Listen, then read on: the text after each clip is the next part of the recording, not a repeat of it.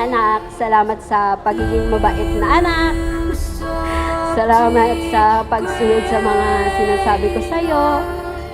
Kahit na yung pag-aaral mo, feeling mo, masyadong pressure sa'yo na pag sinasabi kong mag-aaral kang mabuti. Pero yun lang kasi yung maibibigay namin ng papa mo hanggang sa pagtanda nyo. Mawawala lahat ng meron tayo. Pero pag nakatapos ka at natuto kang mabuhay ng sarili mo, magiging matatag ka. Kaya tandaan mo, yung pag-aaral mo, yan yung magiging sandata mo sa buhay. Love you, anak. Happy birthday. Wish ko lang, anak, na sana matapos mo yung pag-aaral mo. Yung pagbo-boyfriend, nasa gustong gulang ka naman na. Pero tuloy mo lang muna pag-aaral mo.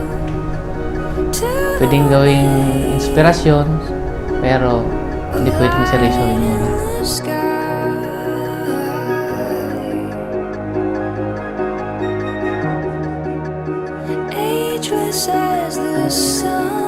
Hi, te. Happy birthday, te.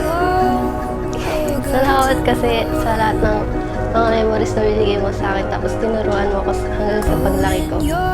Kahit minsan binubuhay mo ako. Love you, te. Happy birthday. I love you.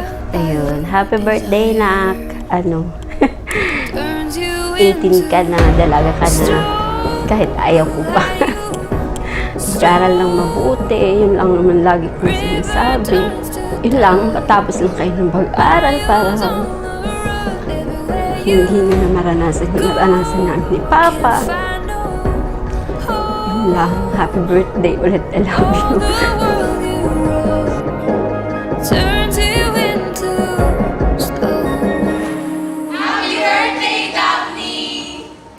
Happy Legality, I love you so much. Thank you kasi dumating ka sa buhay ko. Ikaw yung totoong kaibigan ko. Kahit na madami pa akong makilala, ikaw pa rin.